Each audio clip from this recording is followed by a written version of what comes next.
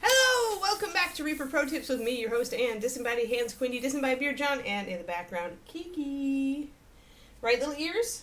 You back there? What you gonna do? What? She's listening and she's like, I don't think so. All right, hi everybody. How are you guys today? Ugh. It's gonna be a hot one here. 96 today. I have the house closed up.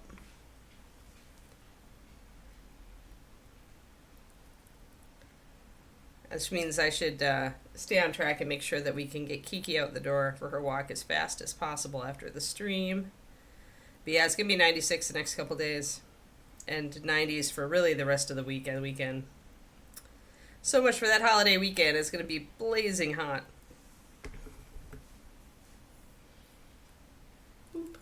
We don't have much to do here, but I do need to slice a bit more and even off the bottom of her base.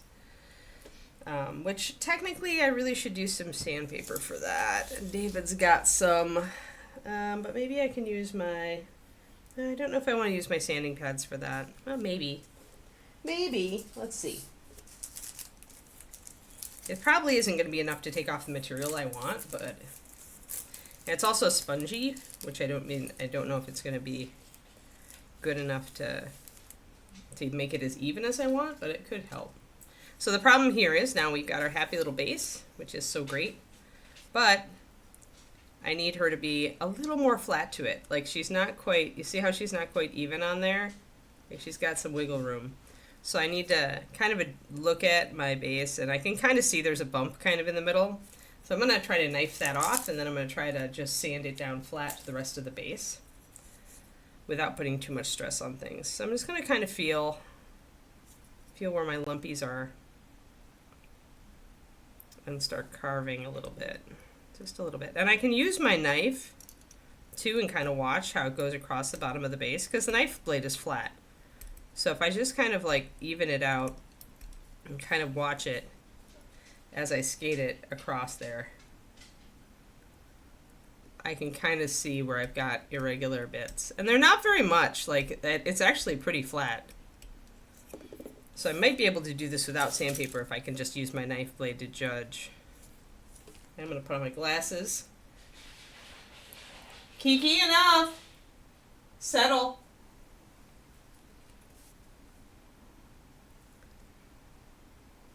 So if I put it down, I can also kind of look at, when I put it on the base, where am I seeing it? It's really a space right down the middle. Down the spine here, where I probably was afraid to take it down too much, right? Because that's where the model and the stack of books kind of meet, and I didn't want to make it too weak, but now I need it to sit flat. I'll try to just even that out. Helping with the knife, good. Good girl, good boy, SSC.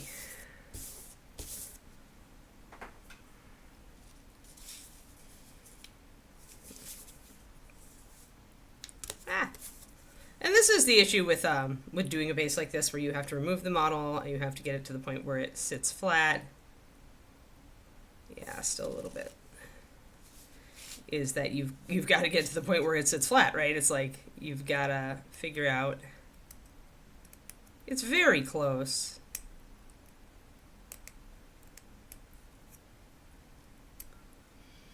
So I decided this morning that my tea was too dang hot for this weather and I need to cold brew a bunch of tea tonight. Because I want my breakfast tea iced because it's just that hot out. Like anything that pushes me to slightly warmer actually makes sweat spring out of my forehead. It's pretty sad, folks. Luckily, cold brewing is perfectly acceptable and I have a cold brewer, so it's not difficult to get one. They're pretty simple devices. You could even just use regular old Pyrex, as long as you had something to filter it.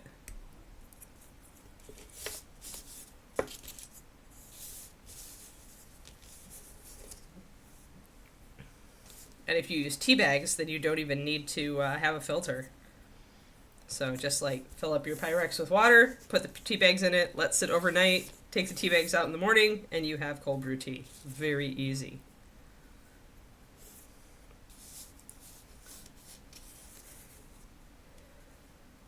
Yeah, it's not great for filing. It's not great on filing. You get a little bit, oh, that's getting really good. So now I want to really shave these little bits down that I can still see. But yeah, it'll beat up a bit. It doesn't file. Like, that's its one weakness, I think, is that the Bones USA is not very good for filing. But you know, you can't have everything. Having just worked on a metal model, an old school metal model, I'll take the Bones USA.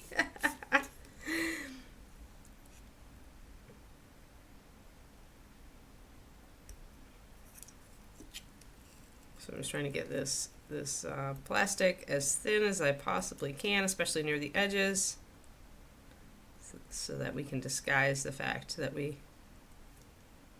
took her off of a different base as much as we can.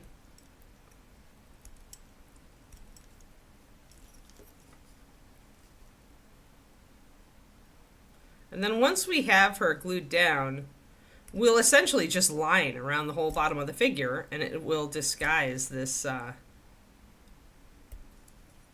disguise the fact that we put it down there. We just need to make sure that it's thinner and pretty even.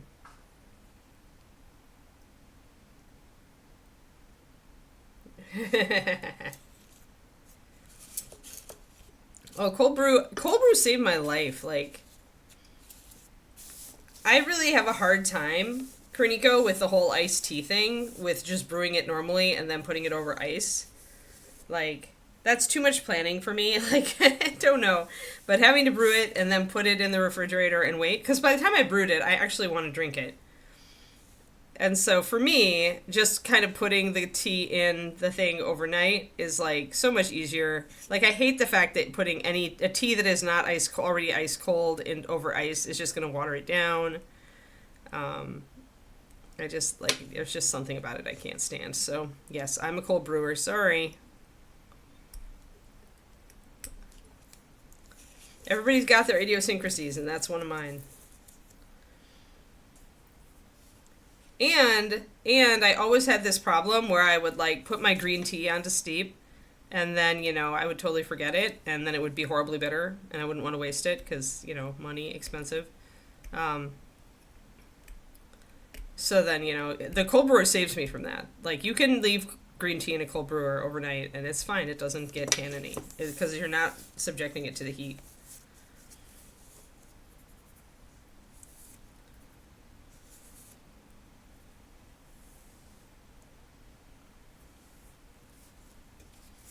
Alrighty, let's see how that fits. Oh, hello, Tori or Tony? Tony. Sorry, had to like get close to your name and see. Alright, so this is, unfortunately we've wobbled it even more by taking off the edges of those things, but that's okay.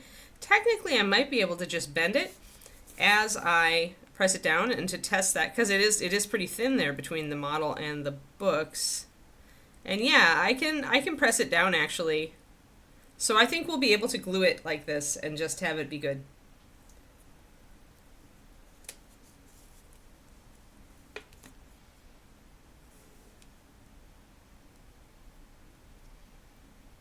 I don't see Tony on very often. Is Tony a famous Reaper peep who I don't know? Do they hang out like on Reaper Live and stuff? Who are you, Tony? Or has it been so long that I just don't remember? Which is possible, because old person brain. A fellow Brit and an awesome painter. Awesome!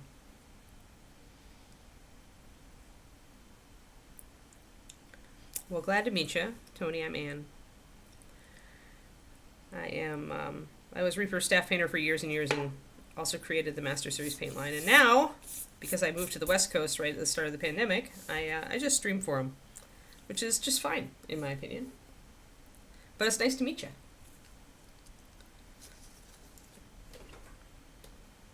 Oh, hey guys. Let Last night I decided I was too bored to run around the track.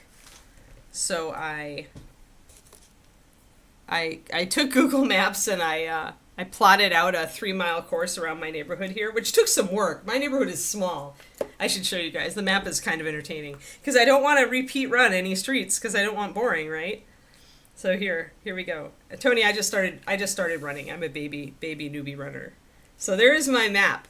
So like zoop zoop zoop zoop zoop zoop zoop zoop zoop zoop zoop zoop, and it gets really complicated in here. I do have to repeat one street once, but then but I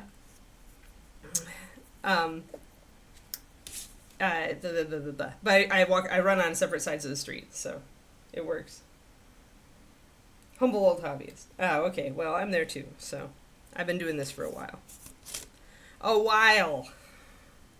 All right, so I'm just going to use some gel super glue here, guys. Technically, I think Zap-A-Gap is actually the better choice, though. Let me go grab my Zap. I think I put it in the other room because I was gluing and pinning things, which we all know with pinning, I do like to have a thinner glue. So let me grab. Yeah, it's like an Etch-a-Sketch, I know, right?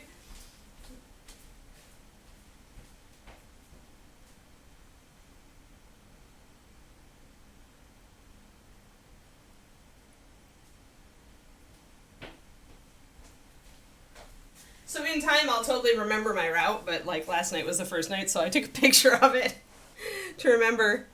But I did 3.04 miles in 47 minutes, 20 seconds, getting closer to that 45-minute mark that I want to hit for my first ever 5K.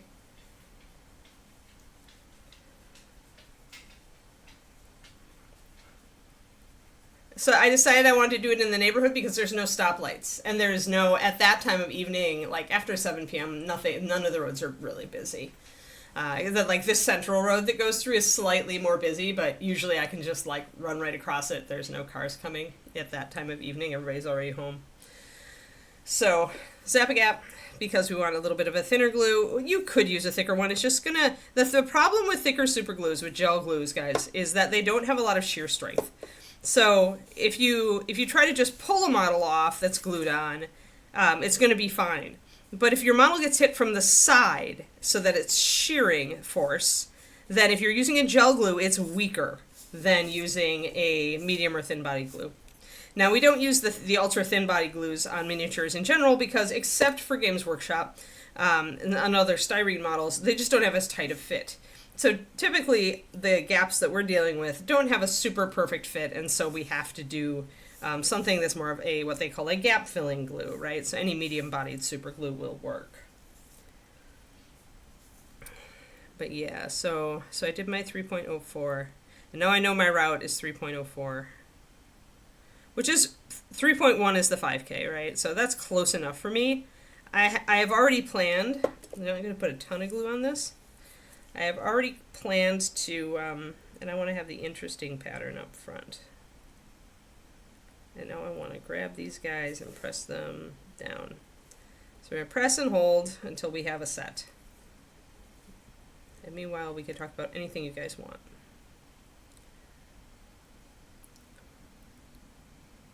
Potholes, more hens and geese. That's fun. I have to dodge around people who are like walking their dogs and children. I just always move over for doglets because, you know, I don't want to force the doglet out into the street. I know that as a dog walker myself, I really appreciate it when walkers move over so I don't have to. Even when there's no traffic, there's still cars here and there, so. Just going to keep this down for a bit.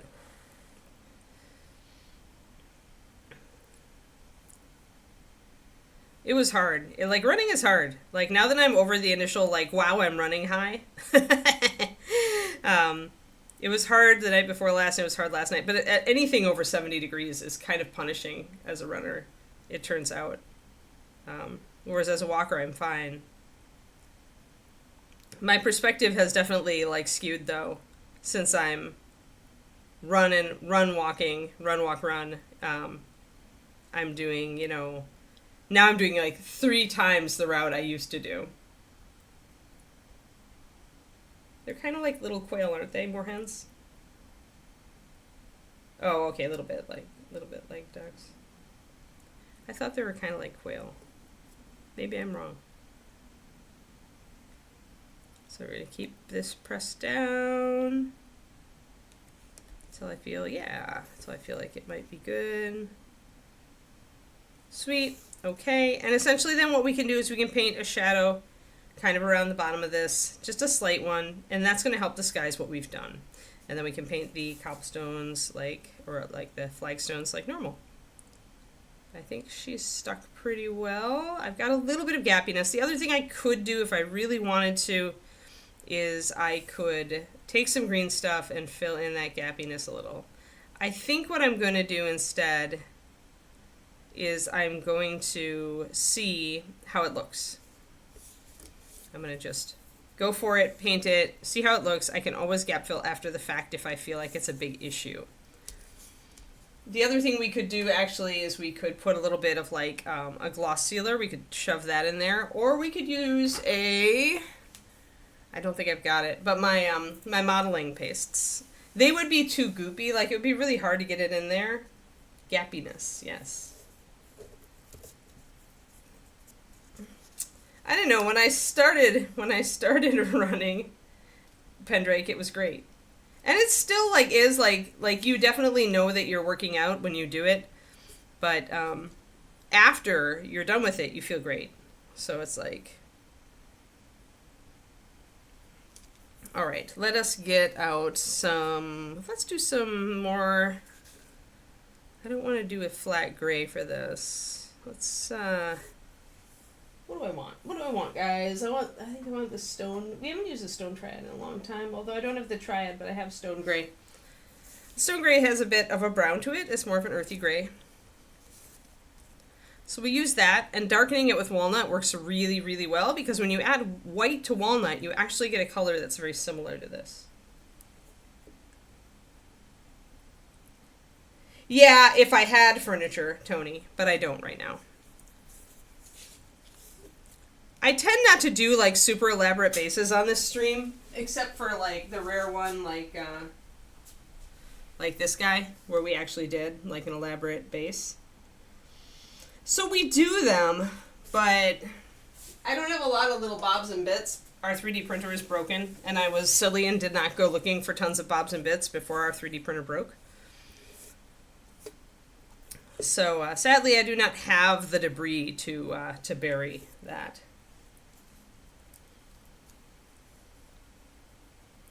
And I'm usually on this stream, I'm just not into doing a lot of sculpting, because I try to keep this kind of accessible to what everybody can do, even if I'm painting to a slightly higher level. I have a little bit of a fringe of plastic here I need to take off. But yeah, there are plenty of ways to fix it just by burying it if I had the stuff. That would make the model a little bit, less like what it actually is, so it's for Reaper's Gallery, it's a little confusing. David broke it, Pendrake, I think. We haven't actually tried. Oh, they do look a bit like quail went out of the water. Right, that's what I was thinking, though, is I was just thinking of an image of what I thought of them out of the water. But I guess if they're waterfowl, I shouldn't be thinking of them out of the water. It's not their actual habitat.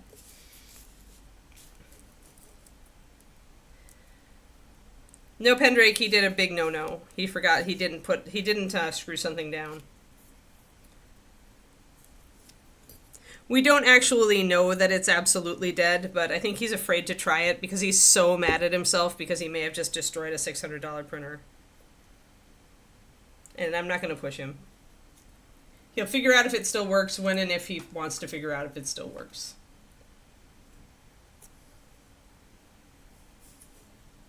Yeah, loose papers is something something we could do, I suppose. But again, basing is usually though I'm perfectly capable of doing a really nice base for a model, it tends to take so much creative energy out of me that I don't do it very often for this, especially for this stream, where I mostly just want to paint the model.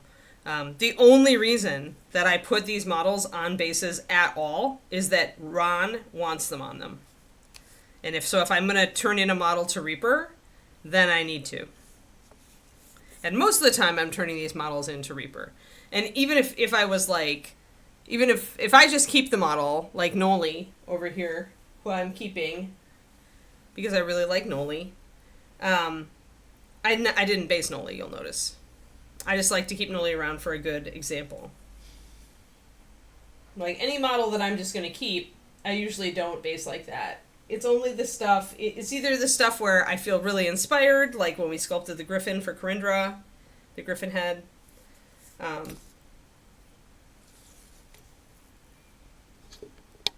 One sec. Been sitting here being blurry forever. But yeah, so when we did this one, we were inspired, and I kind of wanted to like show you guys how I would do it. Yeah, Angry Link was good just because it was something I hadn't done before myself, and so I decided to prototype it, in plain sight for you guys to see if I failed or succeeded.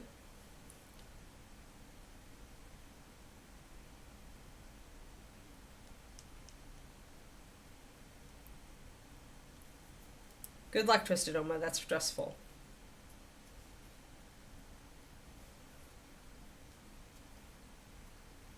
Yeah, that was one of the points where I did have actually the 3D printer working, and I was able to print that little brazier. But yeah, usually to be honest, if I'm going to do a lot of basing and spend my creative energy, I'm going to spend it on my own stuff. I hate to say it, but it's true, guys. I'm not going to spend it on something that I'm going to give to Ron that ends up in a pile on his desk for like 8 months and then finally maybe makes its way into the Reaper gallery where it's buried in a mass of hundreds of other figures. Does that make sense?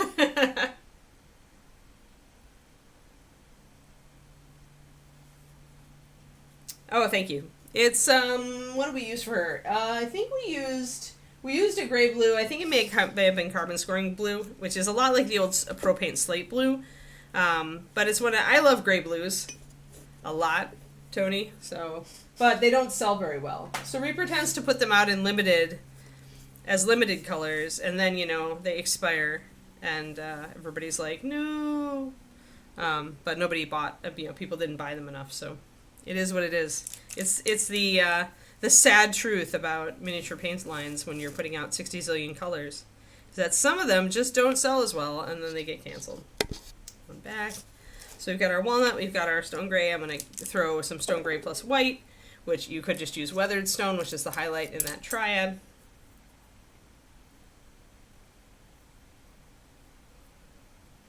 Right, yeah, sometimes I'll go back if I have an idea. Exactly. Well, just like big mouseling, right, where I'm going back now that I have the oomph to do so, right? But yeah, it's not that I don't have ideas for how to do it, it's just that, like, I don't have the oomph to do it.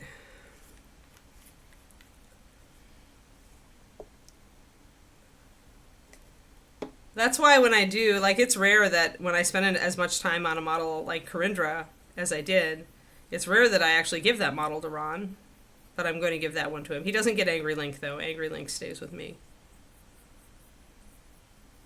And I think I want this a little thinner, a little bit lighter, that walnut. So I'm going to throw some stone gray into it.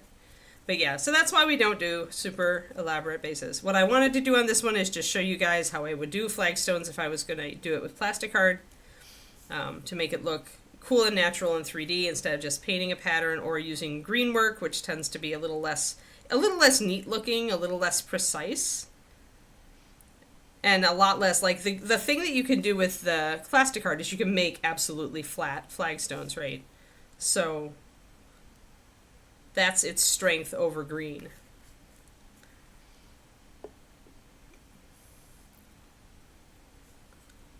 So mostly on this stream, I'm just concentrating on, let's do some stuff, just various techniques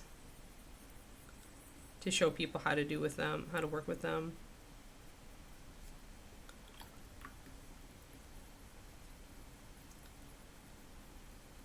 Yep, exactly. With a super basic model, I just want to move on a lot of the time. Yep. That's why I love busts. You don't have to base them. All you have to do is find a plinth.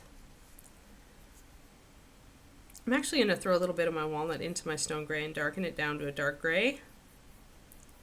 Then we'll get a new stone gray, and then we'll work with that.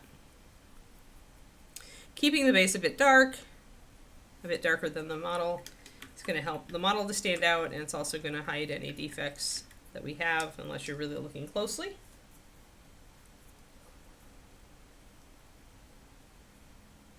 Yeah, I know. I have a whole box of plinths that I'm slowly chewing through. I told, oh gosh, what's his name at ReaperCon?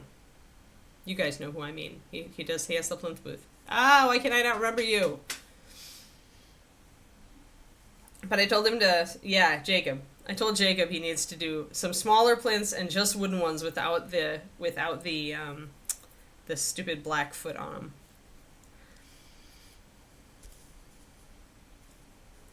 But especially because there's so many 28mm models at ReaperCon, it makes more sense to do smaller plinths.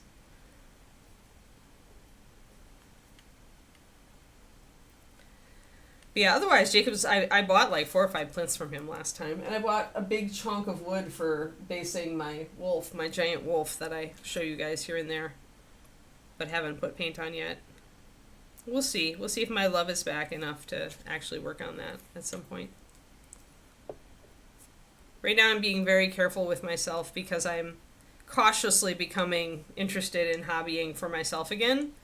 But it's always a very hard, very delicate line where I have to enter into it with zero expectations or demands, or I'm going to burn out. So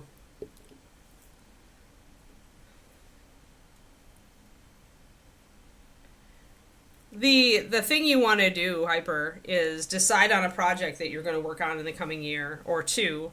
Take the project, even if you haven't put paint on it, take the bust or whatever over to Jacob's booth, and then look at sizing. Look for sizing. Look for a specific bust, a specific plinth for your bust. That's the best way to do it. The other way to do it, if you know that you're going to be working on busts but you have no idea which ones, or for that matter, a bust plinth also makes a perfectly good plinth for most 75mm models. So it's about the right size. Darker colors are generally going to work better to be neutrals. Anything with an actual color in it is going to be a lot harder to match to a project. And a very grayish plinth, like I have one in the other room, it's a grayish brown. But a very gray one is going to need to go with a muted model generally. But that's just it. That's the opposite of what I do, Hyper, because what the thing that you want to do is you actually want to build up a collection of interesting plinths that you like the look of, because then when you've got a model like I do, you just go into your plinth box and you just look through all the plinths and you have a variety of shapes, sizes, and colors so that you can find the right plinth for your model. So it's actually, I find more effective to just buy, because they're not that expensive. So it's like, buy a plinth here, buy a plinth there. If you see one that you really love that has a really cool pattern, you know, as long as it's not too much one color or another, right? You want to keep your options open. But yeah, so it's actually, I find a very good idea to have a collection of them so that you're not like, oh, I want to do this model, but I don't have a base for it and I don't even know where to go, right, to get one. If you've got a small collection, then you at least have something you can usually adapt. The other thing that you should always keep on hand if you're doing that is just these raw, I think this is 1.5 inches of these wood blocks that you can get at Hobby Lobby or Michael's. Everybody with the black block, putting their model on a black block, is just using this really cheap wood and like usually filling in any imperfections, painting it black, and then sealing it. And that's a perfectly fine plinth for every model. Like, period. And they're inexpensive. So if you need plinths, just pick up a bag of those wood blocks. I think those come in like 8 to a bag. I think that's the 1.5 inch by 1.5 inch. They do it 2 inch by 2 inch, but I find that that's too big for most models unless it's a very large bust. It can be good for 75mm models, however. But yeah, having it to hand. Otherwise, it's just going to become yet another tension point, which keeps you from working on a big model. So having that plinth, having a potential plinth, even if it's just a wooden block you can paint black, is important for me. Right, yeah. Well, of course, if you're painting for gaming, then you're not going to need a plinth. Though I have gamer friends who really enjoy creating a plinth style display base for like their really nice models, like their big villain or their general or the whatever, where the model's gaming base slots into the display base so they can keep that model like out on their shelf. And that is an art form in itself, Inara. Like I was saying, a lot of people, they'll grab a fancy woodblock, but the woodblock will be so out there it'll be the wrong color, or it'll be a design that distracts, right? And that's where it comes in to like understand composition and understand that usually you want something that isn't really a shout out type of piece for your wooden basing or for your plinth basing. So it's like when you see that, most of the time the artist is likely not very good with color composition.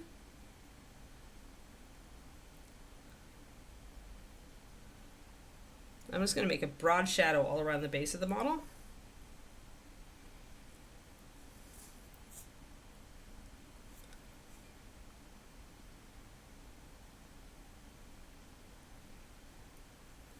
And then we're going to go and paint over it. We're going to do a bit of wet blending along that border as well. And I'm making sure to paint over the tiny rim of gray that I've got there from the Siocast.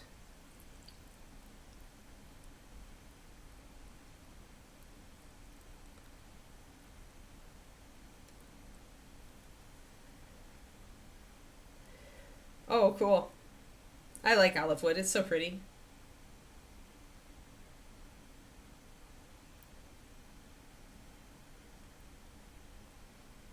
Yeah, then you just need a saw. David does that.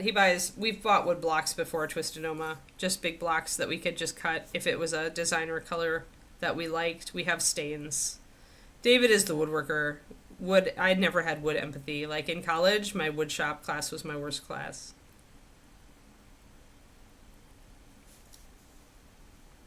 I even did better in metalworking than I did in wood, and I was scared of the torch in metalworking, so that tells you something. In woodworking, I was scared of the saws. Now you know why I'm a painter.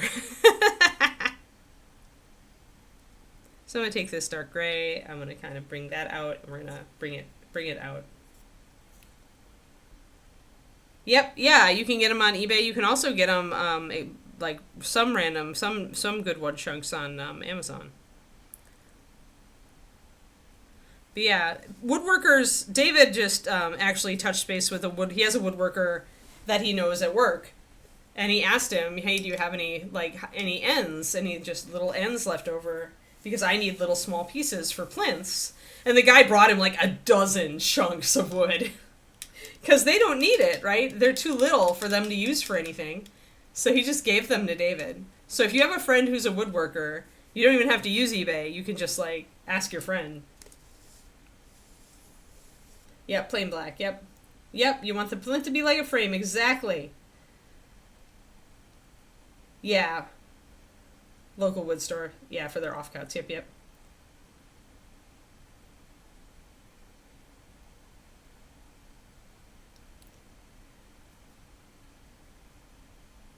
Yeah, yeah.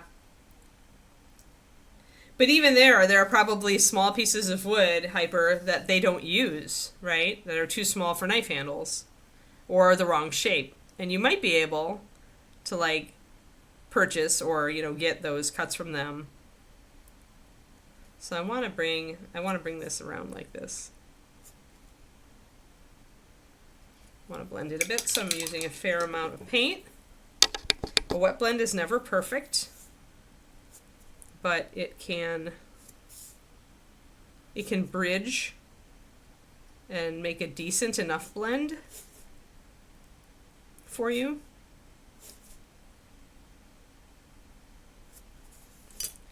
And then we can work from that.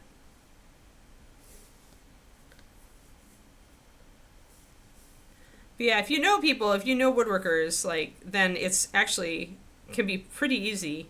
You might even be able, if you know what sizes you want, you might be able to even talk them into cutting you a couple pieces. I would always offer to pay them for their time and materials. They can always say no, but if a lot of people will appreciate it if you offer.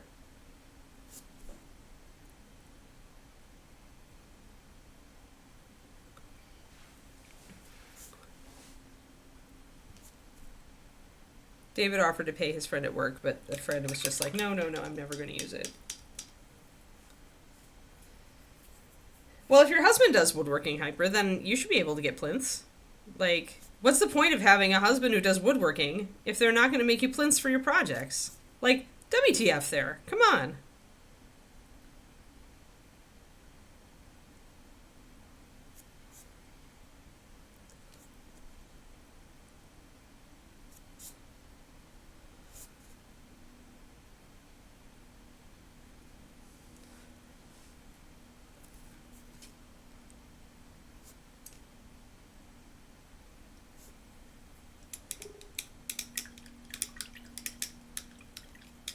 Oh yeah, that's really nice. Well, the problem with metal, like as others were saying, Thormel, is that you've gotta. I mean, you yourself are kind of like understanding it just by what you say, except it's like you need the right model for it. It's not even just cool enough. It's for a metal base. You almost want to be painting science fiction. Or you want to be painting like Artificer, or something steampunk. It's not a base that you can use on just anything.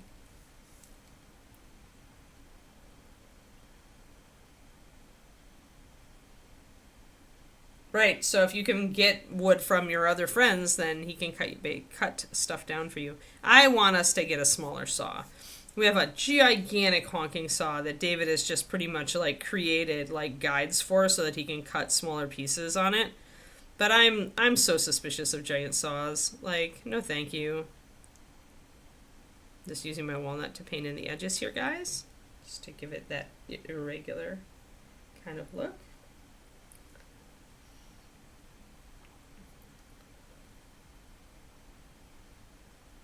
Yeah, for sure. And keep in mind also that sometimes you want to add a bit of paint to those.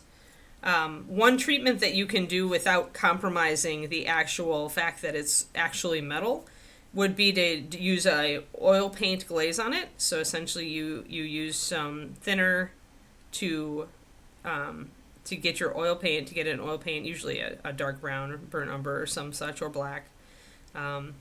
And you thin it down, and then you can essentially glaze that over the top of metal. And because it's oil paint, it will actually kind of like adhere, just like a glaze on an acrylic paint job will. And it can look really nice, really subtle. Some beautiful transitions can be got that way. Because if you just put the Wormgear Dragon on top of an actual, and this is a big problem, if you put it on top of an actual piece of metal, the metal is going to look weird next to the painted metal. So finding a way to add some paint, even if it's oil paint, to the actual metal of the base is a very good idea.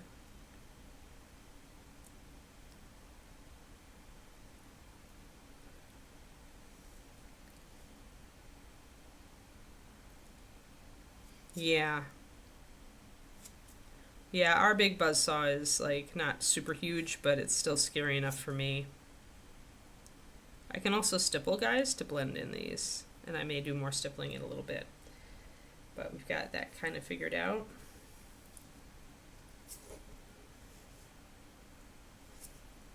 So if I turn it perpendicular, I'm going to see that there is a slight gap here. But I have to look for it, and I feel okay about it. Like I said, if I wanted to fill it in, then I'd probably try to grab something easy. I've got a wet blend under the wings here. I should put this on a block. I got a block out for it, and then I promptly forgot to use it.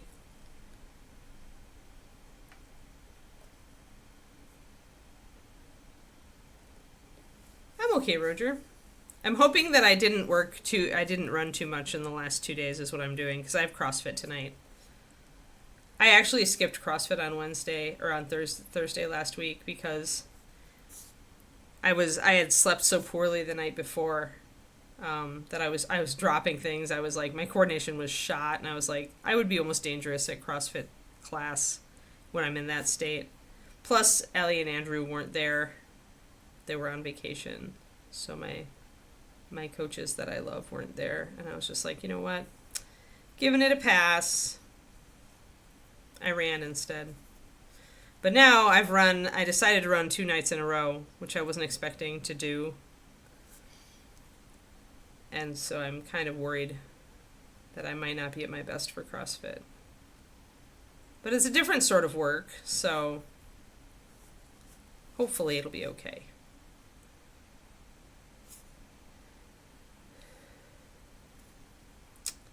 Well, yeah, but I've never been, like, really taught to use it safely in RA, and I'm just nervous around it. It's one of those weird things. I'm fearless on some things, right? It's a funny thing, because I think what it is that I just don't like some of the things. Like, they're just, like, not my kind of things. I don't like big, dangerous, noisy saws. I don't like, like, blowtorches. Like, I have no urge to actually learn to use them. I would far rather pay somebody else to do it for me. And so because of that, like, I can be the most fearless person in the world when I'm starting a new diet or tackling losing weight or starting to run so that I can run 3.1 miles, which is like a fictional number as far as any past Anne is concerned. Like, who the hell runs that long? Apparently me. But you show me a big spinning blade or a torch that I could accidentally, incinerate part of myself with, and I am just noping out. So, mostly because I know how unmindful I can get. I know how, I can drop things if I'm tired. I know how, I just know how dumb and absent-minded I have been with far less lethal things in the past, and I just don't trust myself. So all of that heaped together is just like a big nope out for me. So that's why I begged my husband to cut lengths of wood for me. I mean, any tool is like, yeah, I learned to use it safely, right?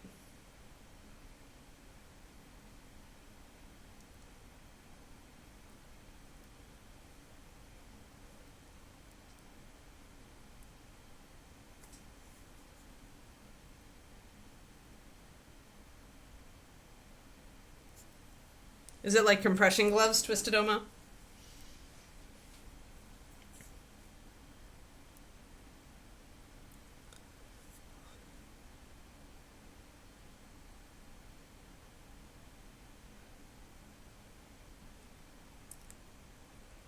Tensing up is something you can untrain yourself to do. Like, you normally don't want to tense, because it's gonna not benefit your brush strokes, for one thing.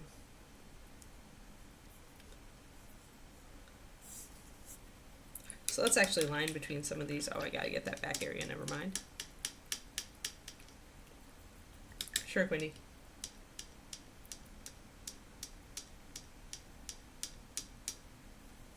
Right, yeah, exactly, Laura. I would far rather not.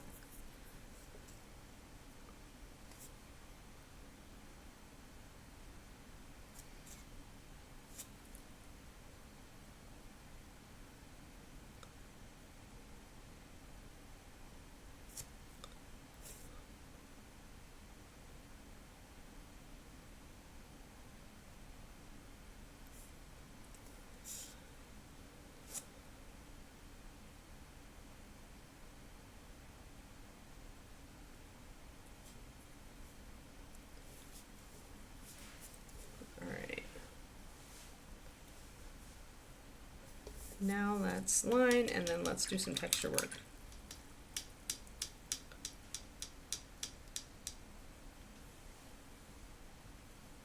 Yeah, that happened to David's mom. I'm surprised she didn't hurt herself worse. She did a number on her shoulder.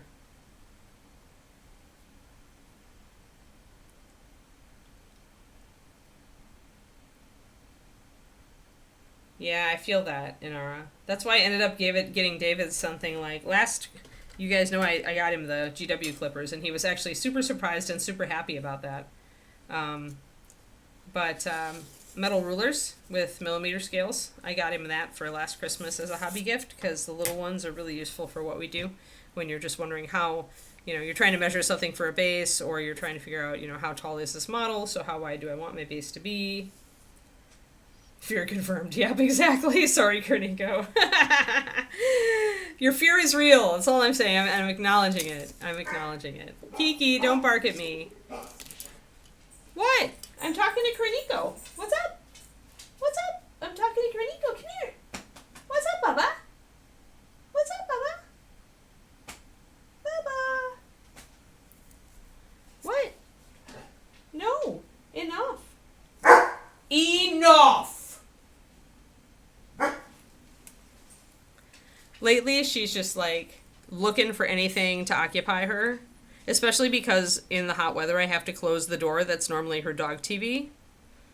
So if she thinks that anything is sus, like, or I'm talking to some stranger who's outside, she's like totally going off on the bark. Yep. Yeah, the command voice. Yeah, but it's entirely because she's bored. It totally is. I understand this. It's because she's an energetic dog who could use more exercise. She gets a whole long walk in the morning from David, and she gets another walk from me after stream, but she's like, Kiki would run us both into the ground if we just spent a day trying to tire her out. It would not work, and we would both be puddles, and she would be like, more!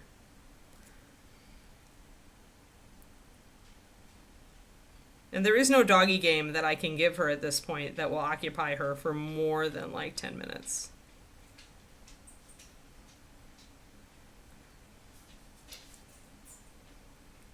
Good girl, Bubba. Good girl. I've been trying to praise her when she lays down nicely lately. Doesn't work, Pendrake.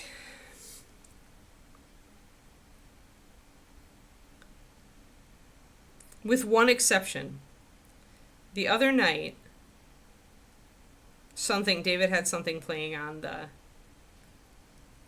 computer that he wanted me to hear. And he had the computer on a chair between us in the hobby room. And one person on the thing started speaking, and Kiki ran to the computer and stared at it and cocked her head. She did it twice, both while this one person was speaking, and we thought it was the weirdest thing. She's never done it before. She hasn't done it since. Dog TV doesn't work. She doesn't that is the one time she's ever paid attention to TV. And when she has, it's when we are paying attention to the TV. So it wouldn't really work when we're not paying attention to it.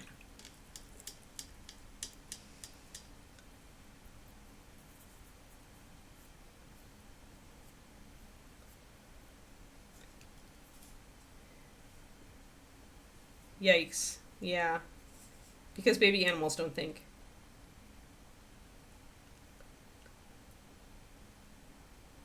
Over the ramp and then the bike instead of the other way around. Oh. I thought you were questioning dog TV. That's not what I said. I thought you were asking if dog TV would help. In reality, you were asking because you thought you heard me say dog TV when I didn't.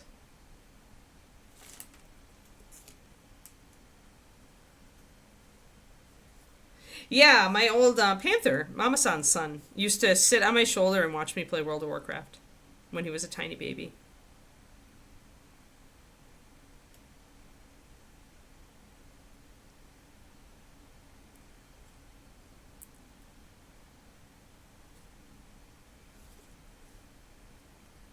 Alrighty, we've got our lining done. Now let's do some texture work. Yeah, so my mistake, you said something you thought that I said, and I thought you were suggesting that I use dog TV on her, Pendrake, so my mistake. But yeah, because dog TV would have indeed been a reasonable suggestion if Kiki was of a mind to care about dog TV. Although then I really feel like the bad mom who just throws her kids at the television set. So I'm kind of relieved that Kiki doesn't. Oh, that's funny. Slayer, the book is done.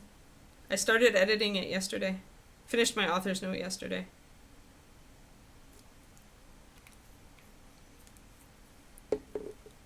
I finished it on the same day of the same month that 1 year earlier I had finished West of the Moon. So I took exactly 1 year to write exactly one book, which is far, far short of my own, like, wishes. But there were some weird circumstances, so I will hope to do better next year. Or next book, I should say.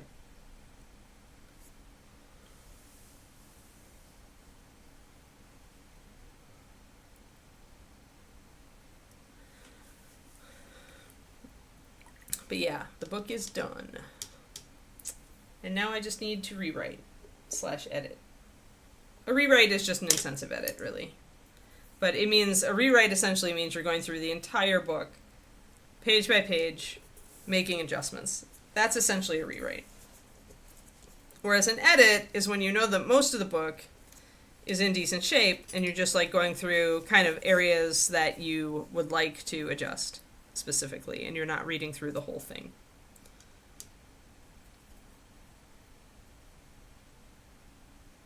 Oh, maybe I did. Sorry. Yeah, well, you can tell that I'm kind of out of it. I guess I did use the word dog TV. Yeah.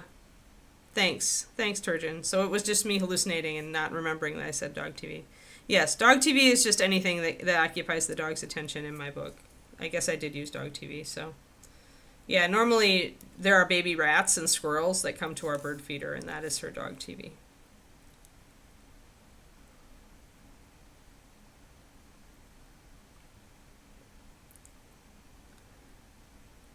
I totally forgot that I said that, because I was just like, stream of consciousing.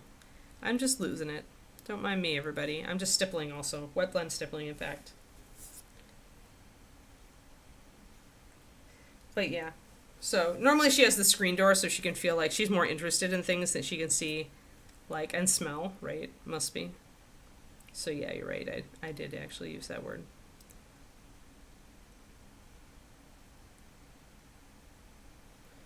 But yeah, usually she just sits and watches them, and that keeps her entertained while I'm working. But I had to close the door, so she can still see them through the glass, but apparently it's just not as engaging as being able to smell them, I guess, and hear them.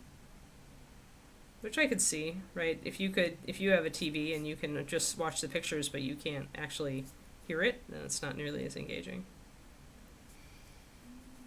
So my light color is, yeah, no, Kiki wants to actually, like, smell it.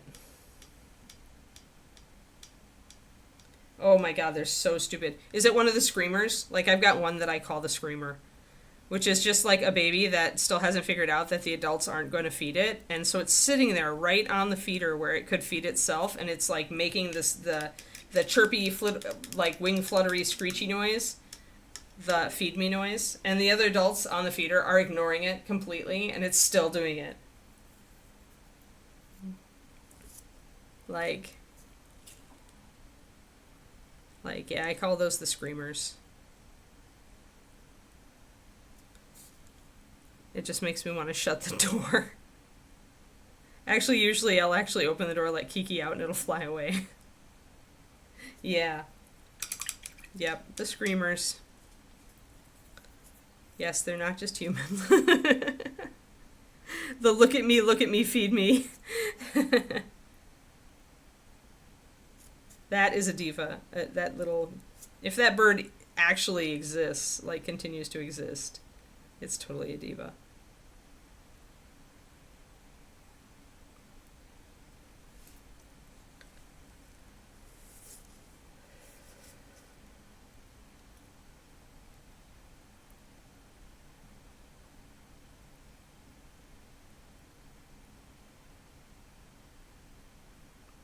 Sorry about that, Val.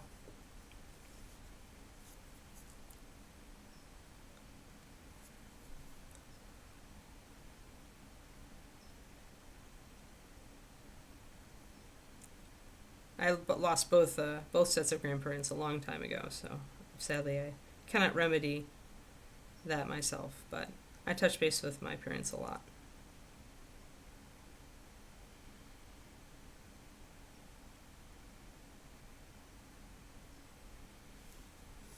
So we're just going to lighten the edges here, guys, just to bring out more detail, like bring out the flagstone a little bit more.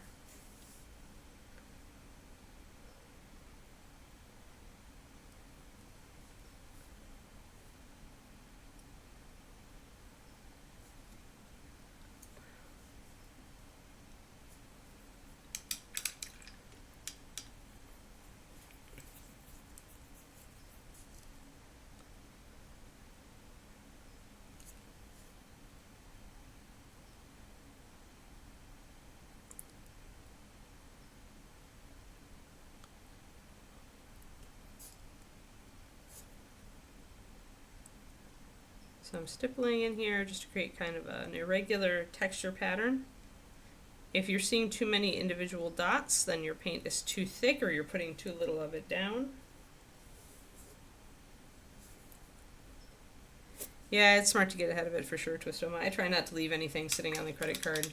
I need to hit mine with a big payment for all the crap that I've been doing recently. I need to thin down this paint a little bit.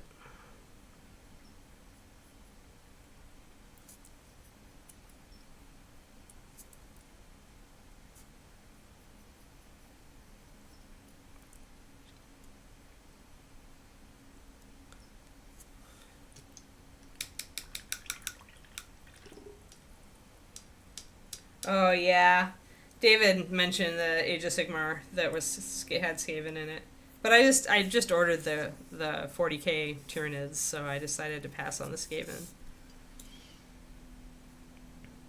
I mean, just meaning, you know, within the last 6 months.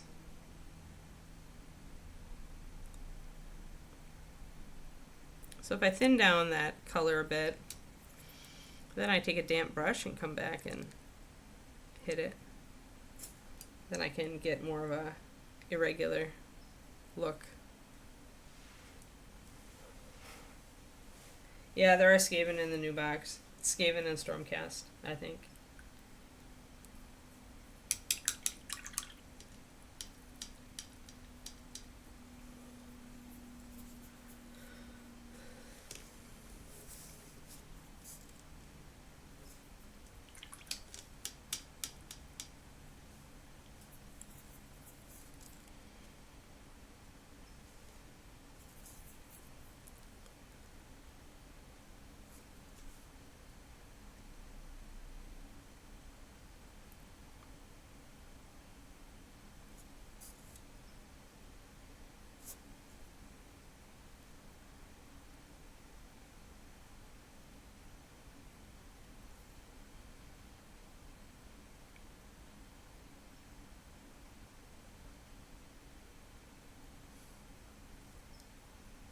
So just using some light paint now to get, I'm going to be grabbing some edges here.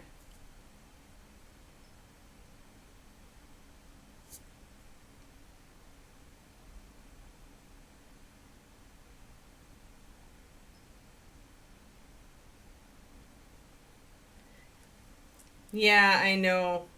I complain every time. No, the GW website new one sucks. It does. It's just bad. I wonder if their sales dipped after they made that website change.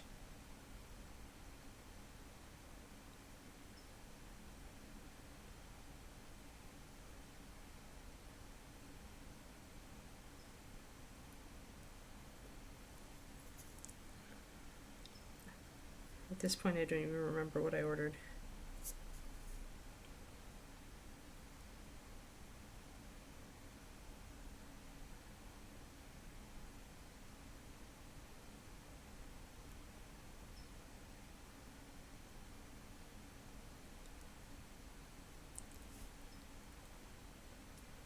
So just little bits of speckling.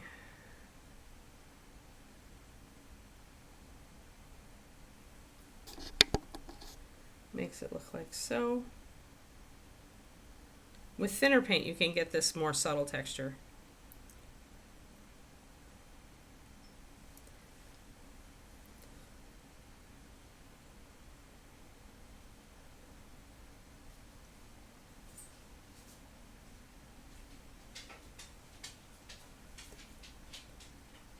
Yeah, I've got enough stuff right now. I ordered boxes yesterday so that I can start organizing the stuff I want to sell.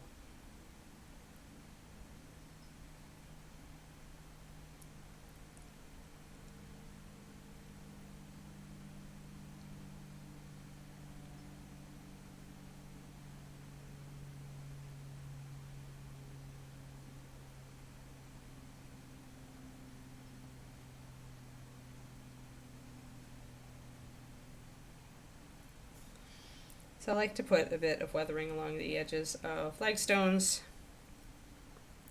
And by weathering, I mean I just lighten them a little bit, usually with a stippling brush stroke.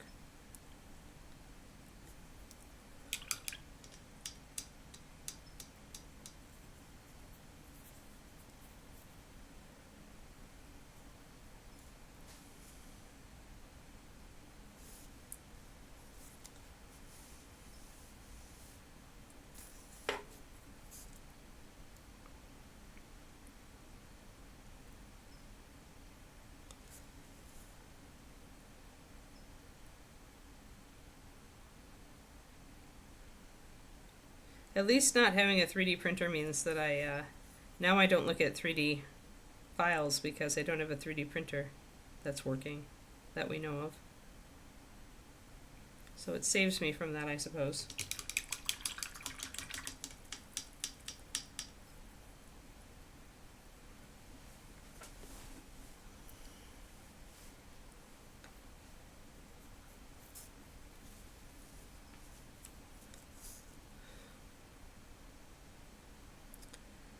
Hubby needs to get his airbrush limbered up to get some of those dragons painted.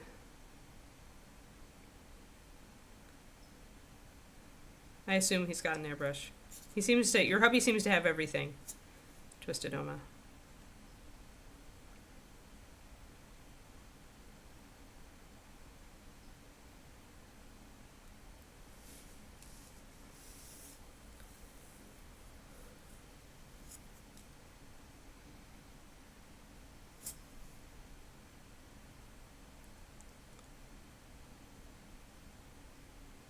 So if I use the really tip of my brush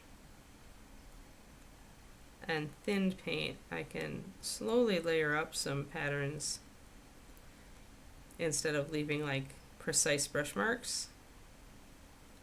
So I can do that, kind of like suggesting a ripple. Well, even though I know these flagstones are flat, you know, visually you can fool the eye into thinking it's textured.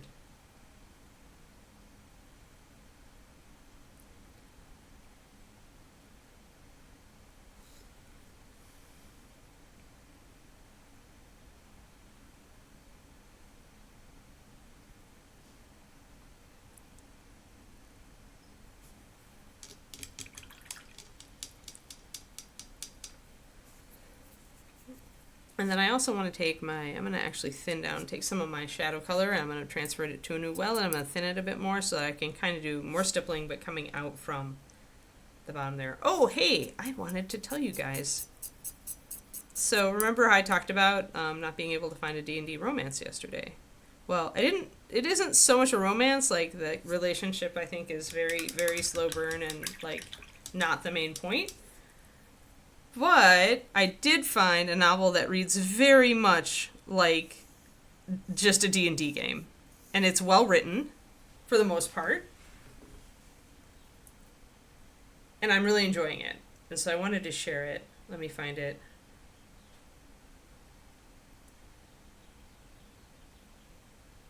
It is Company of Strangers by Melissa McShaw. It's a series.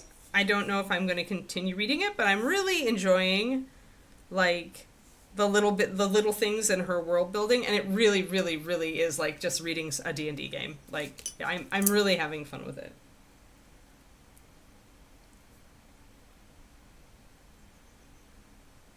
Like, I would almost think that she based this on an actual D&D game that she ran or participated in, because it feels like it.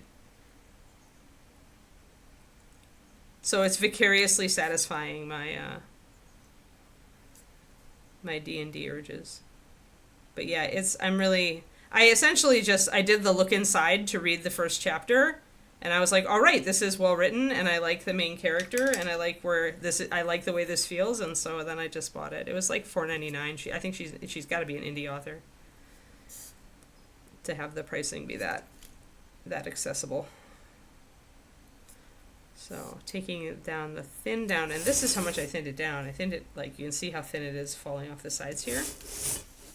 Because I want to be able to use my darks now to also introduce more of a subtle pattern. And once I have that in place, yeah, it's on Kindle. Yep. Yeah, I'm enjoying it. I'm enjoying the characters. And she actually really, really surprised me at one point in it. But yeah, it just feels like D&D. It just does. She's nailed it. She's nailed the feel of a D&D novel. Like, I just like it. Hopefully, read the first couple chapters, see if you like where it's going and her writing style. And if you do, I'll let you know if I'm disappointed with the ending. But so far, I really like it. Reminds me of things like Critical Role and other games that I have, and games that I have been in personally.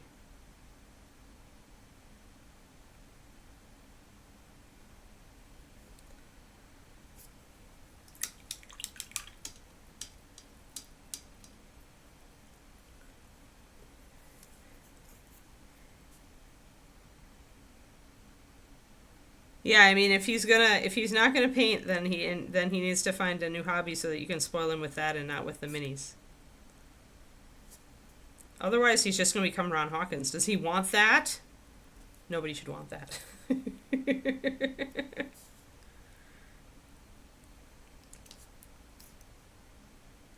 Oh yeah. Sure, Cornico. Yes.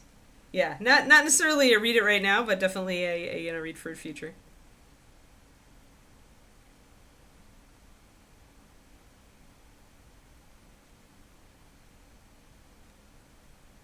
Is it? I assume you say if you can ever find it, it's like an old one and it hasn't been around for ages, Hendrik.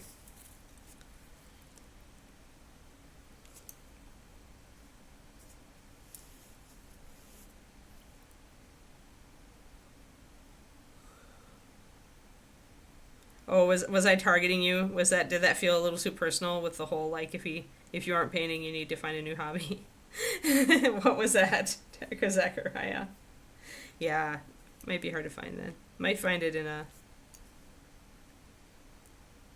Although I'll tell you, Pendrake, I have gone back and reread some of my older favorites, and I do like the modern writing a little bit better. The style. With some exceptions. Obviously, nobody is ever going to, not read something like Ursula K. Le Guin and Marion Zimmer Bradley. I still have some old favorites, classic-y favorites, but.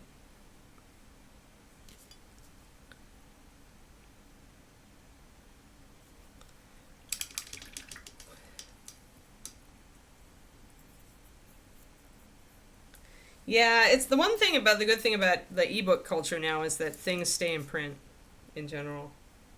Because it doesn't cost anything to keep them in print. Oh, Fencing with Ron. Oh.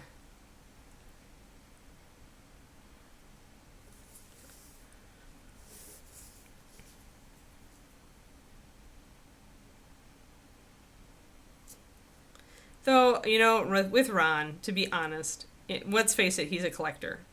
He's not a hobbyist anymore, he's a collector. And he loves to collect figures. And sometimes he'll build them, like if it's a GW model. But in general, Ron just likes collecting. And that's fair.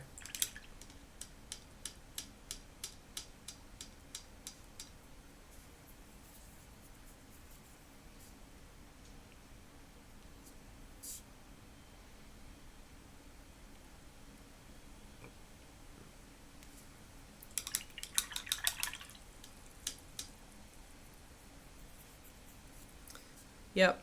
Yeah, there's nothing that says you have to, like, paint the things. Those of us who do paint are like, well, why? Why not, right? But it is. So see how the stippling is like giving me a texture and allowing me to create a texture on the front of these flagstones to essentially make them, to draw away from the fact that they are absolutely perfectly flat, right? So doing a kind of stippling technique on things like this can help you to create texture that's not there. Yes, Ron is like a dragon with a horde of minis. I kind of wonder, like every once in a while, like I don't think he sells any of them, so I kind of wonder where they go.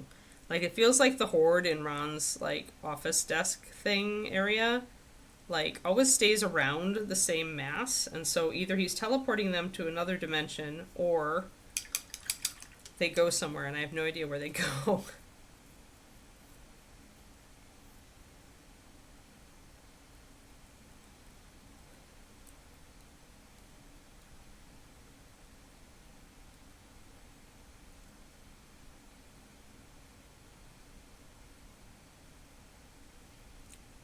Yeah. I've given up on the I'll do it one day. I'm being pretty honest with myself these days, Twisted Oma. I know that I have only a certain amount of time left in the world, and I know that I have a lot of other things I love to do. Like right now, running has totally derailed some of my evening hobby time, which before I wasn't doing anyway because I was computer gaming with David because I was burned out. So I'm just gonna sell a bunch.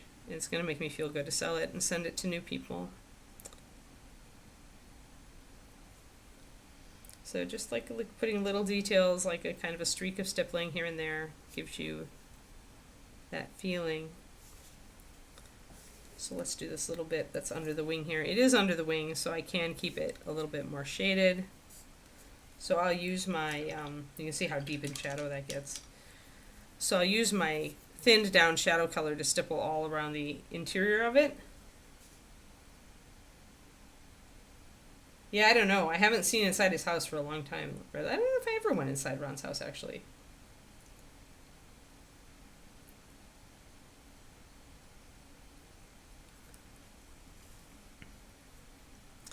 I mean, honestly, Twisted Oma, if you have the energy and you want to give stuff away, just bring a bunch to ReaperCon every year. Bring a bunch to ReaperCon and put it on the kids' painting table and give it to the paint and take. Give it to the paint and take and say, you know, I assume there's still an organizer who kind of keeps an eye on the paint and take and say, hey, I have all this stuff. I want to get it in the hands of people who will love it. Can you please give it out to kids or people who come to the paint and take? And there you go.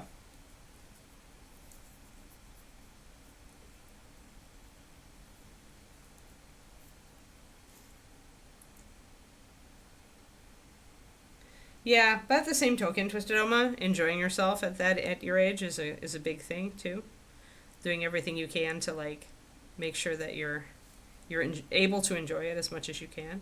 But if I were you, because I know you enjoy giving, you seem like a very generous person. That's what I would do. I would just have your hubby like get with you and spend an evening, maybe with your kids if I don't know if they live with you or not. But say, okay, we're going to get some of this crap together that we're never going to get to, and we're going to donate it to kids at the paint and take at ReaperCon. Kids and other people. Kids, people that will actually, like, enjoy it. And if any of your kids really love one of the pieces, then you shouldn't give that one away, because, you know, they'll be able to paint it even if you're not around. But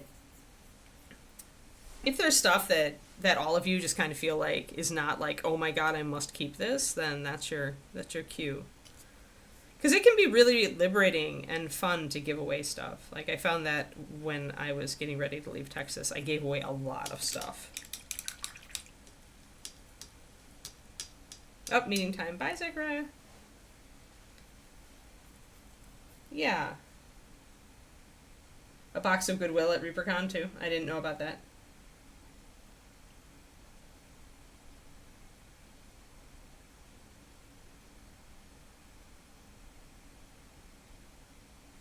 Yeah, that's kind of dumb. Or shadow, but you know, people will be people and bureaucracy will be bureaucracy. Okay. Oh, good. Yeah, so do that then. That sounds like a great plan for you, Twisted Oma. Yeah, don't just think about it, though. Do it. Like, make a plan. Graz gave quite a bit last year. Thanks, John. Hi. But yeah, I mean, this is what's the gap. Okay, so let's talk about the gap, guys. The gap is what sits between you and actually executing on cool things that you could do that make you feel good. The gap is the thing that you just think about doing the thing, but then you never do the thing, right? There's that gap between thinking and executing, right? And number one way to disarm the gap is to actually like talk to somebody else about it and enlist them in your cause. So like talking to a family member and saying, hey, I really think I want to do this for ReaperCon. Will you help me do it? You know, and hopefully getting somebody to help you with their own oomph. And then second step is, okay, let's set a night to do this, or let's set a weekend day to sit down and start to do this. We don't have to spend, you know, you don't have to spend much more than an hour, but helping people, getting people to help you execute when you have if you have the kind of thing where, and I used to do this a lot, where I would always like talk about like what I wanted to paint or my projects, but then I would never start them, right? I would just let that enthusiasm like just wane away. Like much like Stephen King, I have found it true that if I talk too much about a thing but don't actually make plans to do the thing, I just don't do the thing. All of my energy for the project gets pulled away. So yeah, probably like the first most important thing. But if I actually made a plan with somebody that, oh, let's paint this, you know, let's paint at paint club, I'm going to work on this. That was different. Everybody's different and everybody's got their own version of the gap. But the great thing about being alive is that you have the opportunity to kind of see what your pitfalls are and understand them, and work around them.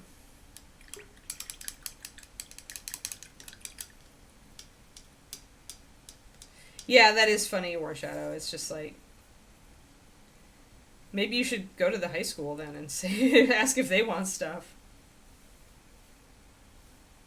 Yes, Kuroniko. Kuroniko knows, having been in the hospital with crazy crap for, you know, and been told that she wasn't gonna like hike again. You don't know when something crazy is gonna hit you, and you won't be able to do that thing anymore. So do it while you can. Like, actually do the thing.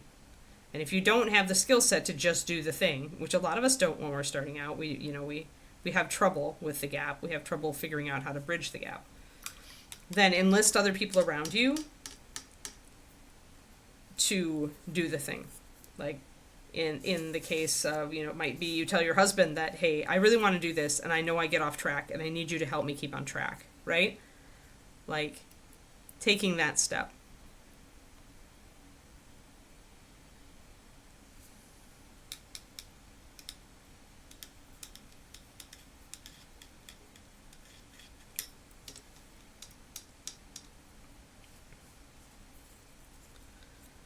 And for things like generosity and giving, there's so many studies that show that doing that, like giving our time or giving our attention or giving away stuff that we don't really need, can really make us feel awesome. It like gives us endorphins, and it like really helps us to be happier human beings.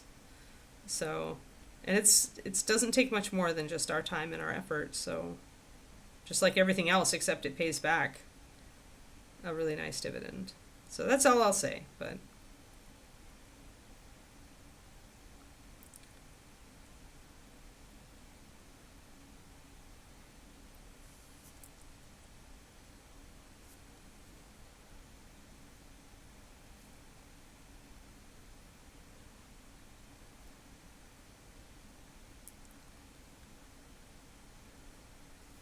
just doing a little bit of kind of taking the scallops here that I carved into the side of these flagstones and emphasizing them. So see, I'm gonna highlight the top and the bottom.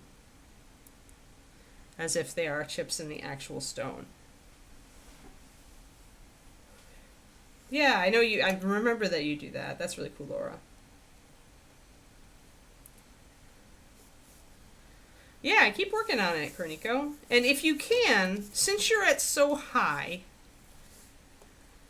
kind of isolate, maybe you already have done this. I don't know how methodical or analytical a type you are, but kind of try to figure out what it is specifically that is not coming back. Like if it's like fine motor, is there a particular type of fine motor, right? Is it that you have good days and bad days, you know? What influences your good days, right? Like, is it that you get extra sleep? Then maybe work on that, you know? Like there's usually little ways to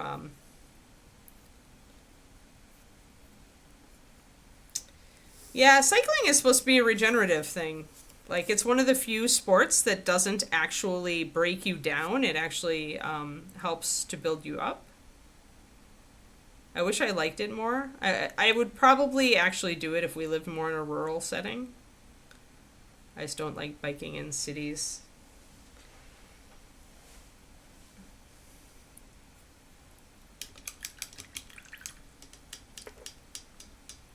I'm glad that it's working for you, though, Kerniko.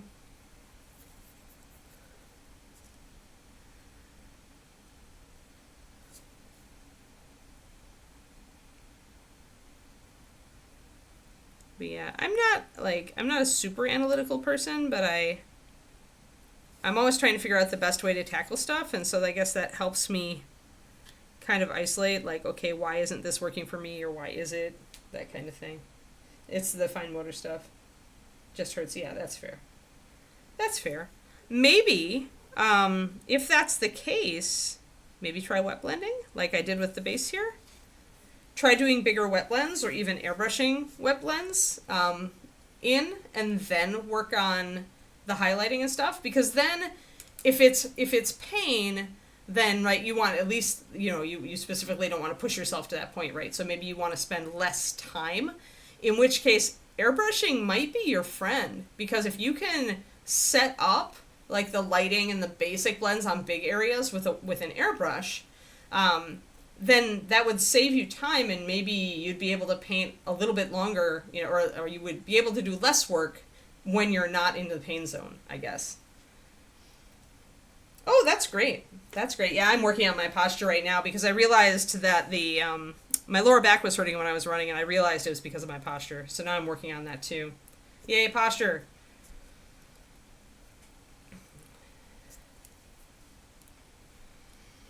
But yeah, like,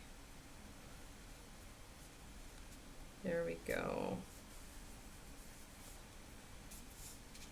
Oh, I need this. I think that's pretty good underneath there. Your airbrush skills are even worse now. You might be able to practice that, though, because that's not super fine motor.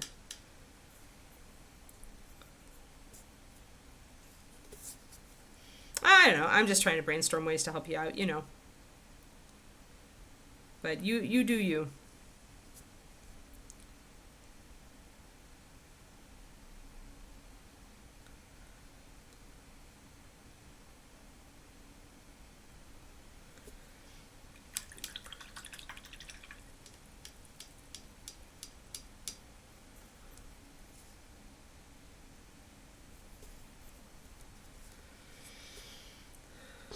Alrighty. I think we're good, guys. I think we're good. So we've got this nice kind of mottled texture here. It disguises the fact that we have flat flagstones.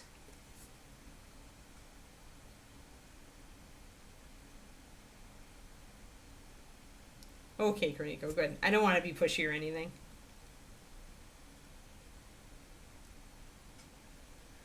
Yeah, yep, yeah, I'm working on that too. Like, because that's the problem, right, with posture. It's usually because your ab muscles are weak.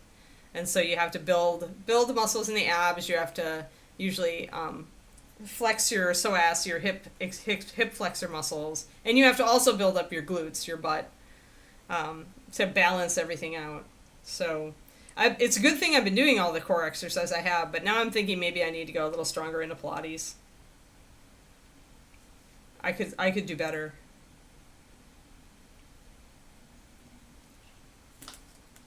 Yeah. Oh, I could be pushy.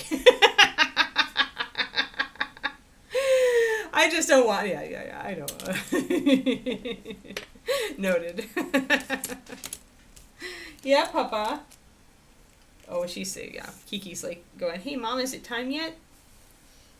Oh, yeah. Yep. Yeah, my kneeling chair helps me keep better posture while I'm painting for you guys, but I actually have been using my standing desk a ton more, I'll tell you what. A lot more. Yep.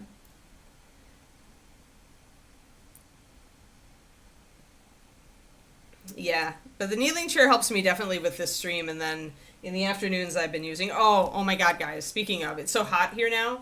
I finally bought a tiny mini fan. Like, it has a little foot, and it's got a little fan, and it's little blades, and it plugs into USB, so anywhere my computer is, I can take it.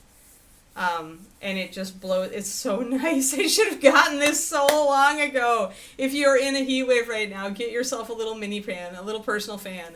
Please do it. Oh my god, the quality of life. Even doing my stretches last night in the TV room, because there's no fan in there, I just had it like sitting on the floor, blowing on the side of my face, and it helps so much.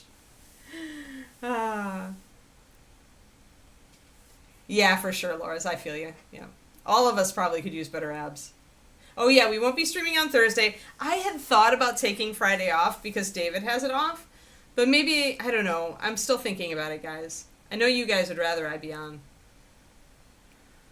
But yeah, we won't be on Thursday, and I'm debating my Friday. Part of me is like, part of me wants to take the day off with David.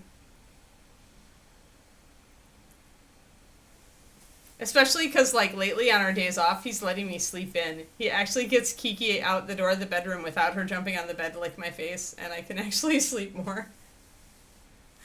All right, well, let's call it, take it off. You took it off from the office as well. Okay. Well, let's do it. Let's do it then. Thursday and Friday. Let's take it off, folks. Yes. Maybe I'll make deviled eggs.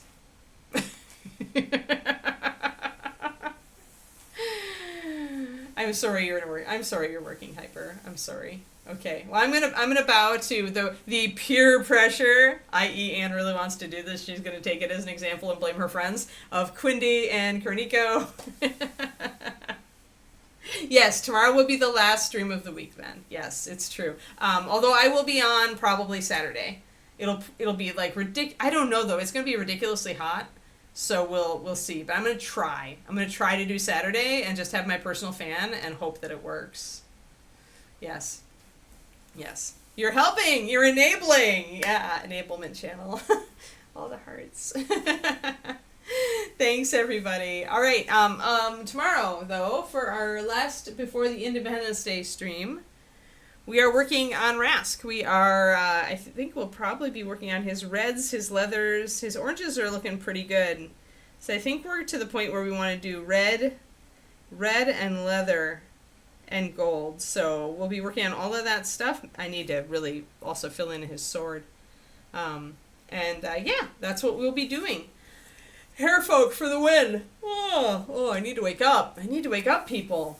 All right. Thank you all so much. And I will see you tomorrow. Bye-bye.